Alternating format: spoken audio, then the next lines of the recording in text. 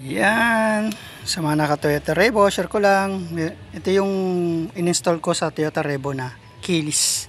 Kasi yung lumang remote ng Toyota Revo namin ay nasira na, kaya nagpalit ako. Kaya bago na yung remote. Ito siya, pakita ko sa inyo. Unlock natin. Yan. Tapos bubuksan nyo na yan. Yan, yun lang. Pag ilalak nyo, lang. Ayan. Unlock. Lock. Lock na yan. Lock na. Unlock. Okay. So, isa yan sa mga ginawa ko sa Toyota Revo ko. Okay. At isa pa sa mga ginawa ko sa Toyota Revo, itong push start button, tsaka tong ano na to, yung LCD na yan, ako na nag wiring yan, pati tong engine stop, engine push start.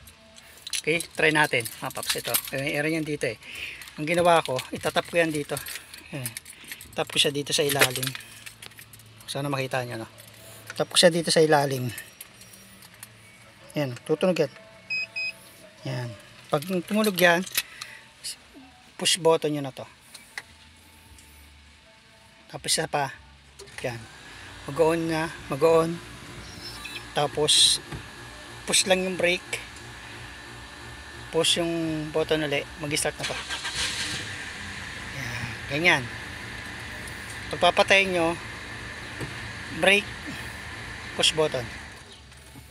Isa yan sa mga ginawa ko sa Toyota Revo. Marami na rin akong ginawa dito about sa ganito, mga yan. Tapos tong remote na to na keyless entry, kaya ako, halos ako na rin alaga lang talaga. Kasi itong Toyota Revo namin, 3 beses na namin itong naiuwi ng Bicol.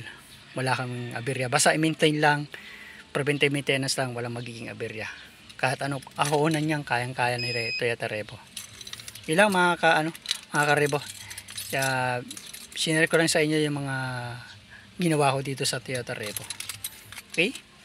Ilang para lang magka-idea kayo.